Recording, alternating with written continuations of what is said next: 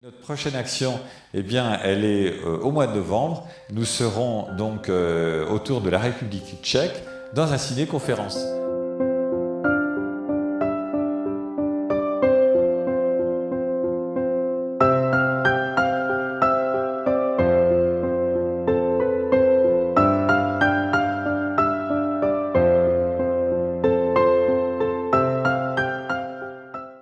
Bonsoir, je suis très ravi d'être là.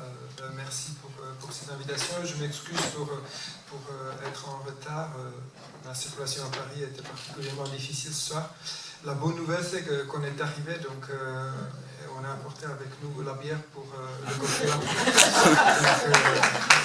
Voilà. Je pense que l'histoire de la famille et aussi de l'entreprise, c'est en quelque sorte l'histoire de la Tchécoslovaquie ou de cette région où plusieurs États successivement se fait apparaître et disparaître.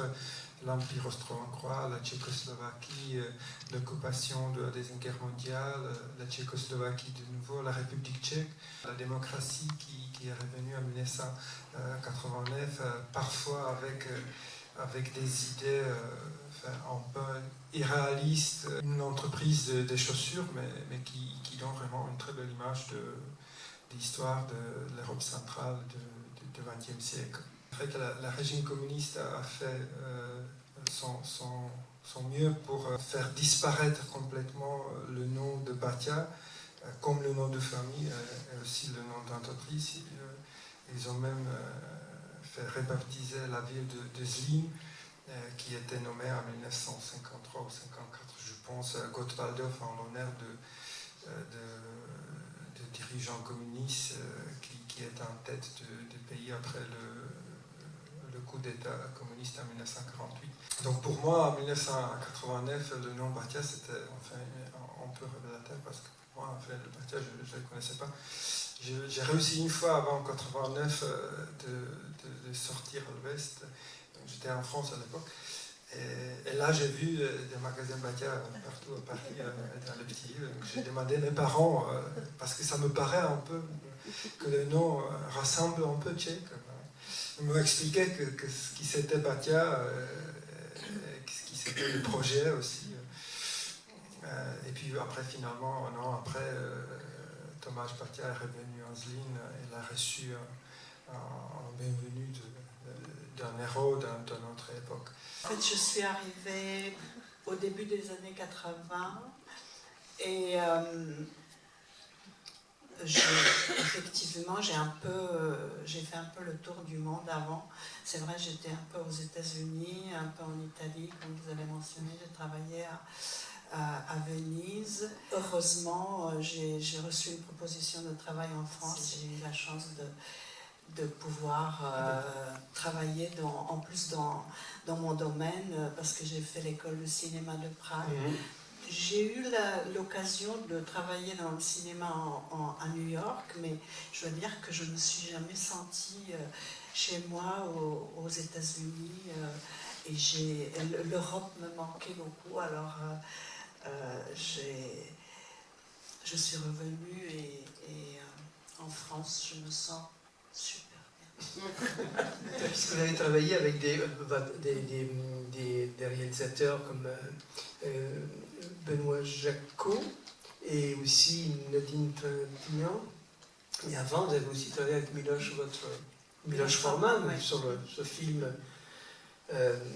remarquable d'Allemand. Revenons-en à l'objet du film, qui est, là je l'ai revu, et évidemment c'est une espèce de condensé. C'était le roman familial qui me venait à l'esprit. C'est effectivement un roman familial, mais un roman de pays. C'est pas seulement de l'histoire d'une famille, c'est une histoire de pays que vous racontez. Quand je suis venue en France et quand j'ai commencé à travailler sur les documentaires,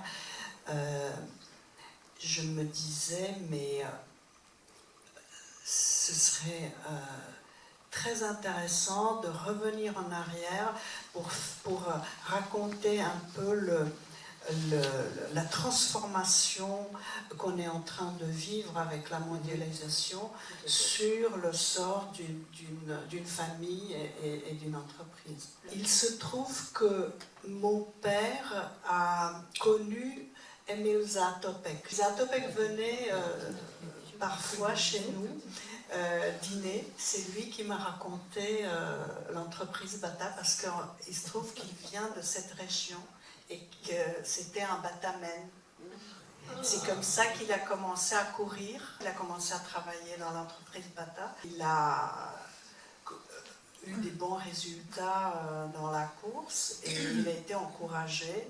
On lui donnait du temps libre pour s'entraîner et peu à peu il est devenu le champion qu'on connaît. Évidemment, j'ai dû beaucoup travailler parce que tout ce que je ne savais pas, je l'ai découvert au fur et à mesure de mes recherches et en rencontrant les gens, les anciens, tout comme les gens qui ont travaillé à Elocourt.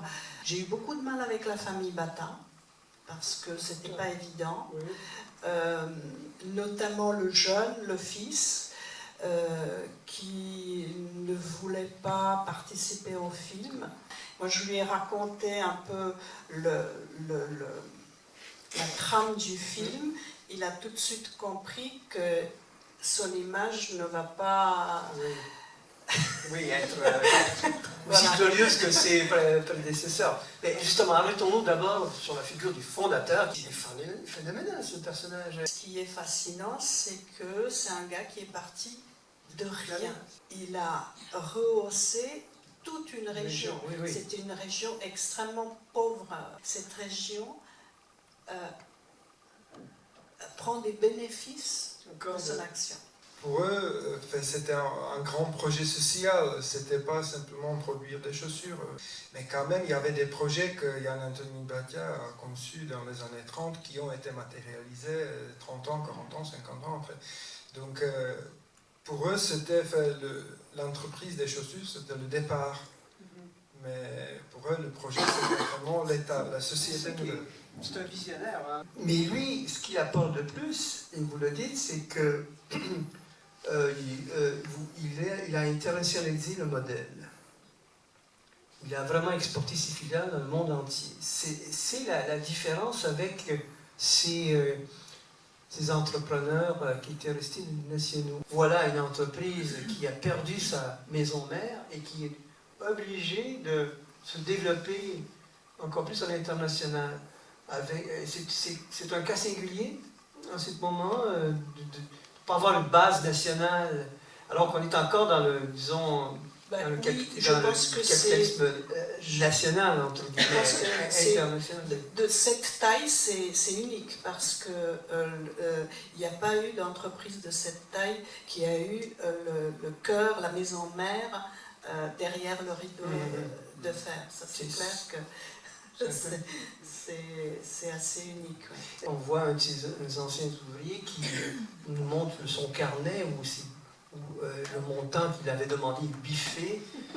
Il y a un contrôle très sévère, mais à la fois formateur aussi. Parlez-nous de plus encore de ce système-là. Il y avait évidemment une arrière-pensée à ça de la part de la... C'est difficile aujourd'hui pour nous de faire la part des choses parce qu'effectivement on se dit oh là là, j'aimerais pas travailler dans une entreprise qui me dirait qu'est-ce que je peux acheter, qu'est-ce que je peux pas acheter, etc. C'est inimaginable. Pour eux, c'était un énorme progrès, c'était l'augmentation de leur niveau de vie absolument incroyable. Aujourd'hui, quel est le gain quand vous vous engagez dans une entreprise et ils vous exploitent et après ils vous jettent? Quel héritage la famille Bata a apporté à la République tchèque? Je pense que l'entreprise et la famille Batia étaient extrêmement importants pour la République tchèque ou la Tchécoslovaquie à l'époque. Une histoire d'une famille qui a réussi, qui a grandi, qui a fait construire quelque chose d'important, qui a réussi de continuer malgré les épreuves de l'histoire, qui a connu le pays et qui existe jusqu'à aujourd'hui sur peut-être une autre forme, mais qui est toujours là, qui continue de se battre. Bien, écoutez, alors la séance est ouverte aux questions, si vous voulez réagir. Est-ce que aujourd'hui, ce genre d'expérience vous semble possible au niveau mondial? Est-ce que ça peut exister encore? Je ne pense pas, parce qu'aujourd'hui, la vision n'est pas celle-là, la vision des patrons, c'est pas celle-ci. L'époque est différente.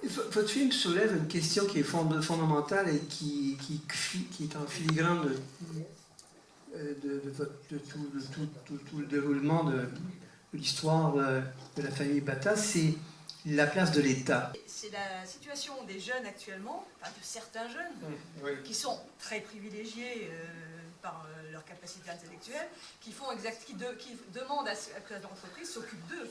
Mais à l'époque, c'était, voilà, comme il dit, j'ai pris mon vélo et je suis parti. Et c'est en ça que c'était intéressant. Parce qu'il ne s'est pas installé à Prague pour prendre les plus intelligents, les plus... Non, il est resté dans sa région très pauvre et il les a élevés. Voilà. Parce qu'en fait, il y a une utopie, enfin c'est toute l'utopie, c'est presque les phalanstères, enfin, l'utopie de la fin du 19e et du 20e. Enfin, il y a eu la même chose en France, mais ce n'était pas international, avec Boussac, par exemple, ou Michelin. C'est en fait de la crèche au cimetière. Donc les ouvriers étaient complètement pris en charge. Et effectivement, il y avait ce patronat paternaliste qui, du coup, enfin, les gens étaient redevables. Le système introduit par Bata, fondateur, de contrôle des cadences de travail, était extrêmement intéressant. Et même aujourd'hui, à chaque fois, quand je regarde comment ça se passe dans les entreprises où les gens ont beaucoup de mal aujourd'hui, c'est-à-dire qu'un individu peut rendre malheureux tous ceux qui sont en dessous de lui. Alors, ce n'était pas possible chez Bata. Donc la question, c'est un peu maintenant, après plus de 25 ans maintenant depuis le changement, où en sont un peu les Tchèques par rapport à cette liberté, comment ils se situent par rapport à l'État, à l'entreprise? Est-ce qu'ils reconstruisent d'autres solidarités, ou ils sont toujours en se disant mais les États-Unis c'est le super modèle, l'Europe nous aide? Parce que je crois, quand on regarde la participation aux élections, il y a une abstention qui, il me semble, qui augmente régulièrement, donc ça veut dire quand même un détachement par rapport à un accompagnement possible aussi, quelque part, de l'État. Si vous voulez, la population, je pense, enfin, généralement, enfin, si je peux parler pour mon milieu, s'est rendu compte que le système ne marche plus. Donc que le changement est nécessaire. Donc il y avait une énergie très large de faire le changement, de serrer le coup et de changer la société.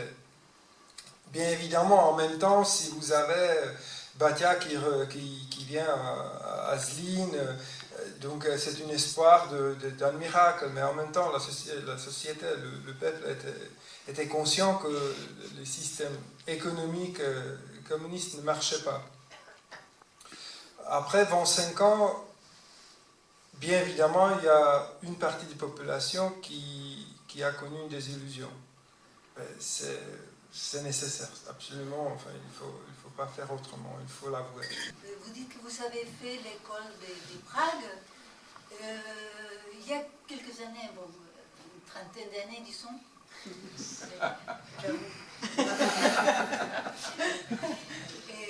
Je me souviens d'une grande tradition des films d'animation tchèques qui ont disparu. Je le regrette vraiment. Qu'est-ce qui s'est passé? Il y a toujours une tradition, une grande tradition de cinéma animé en Tchéquie, en particulier pour les enfants. Et c'est vrai que ça existe toujours, mais c'est pas vu en France, malheureusement. Cette soirée est terminée. Merci de votre attention.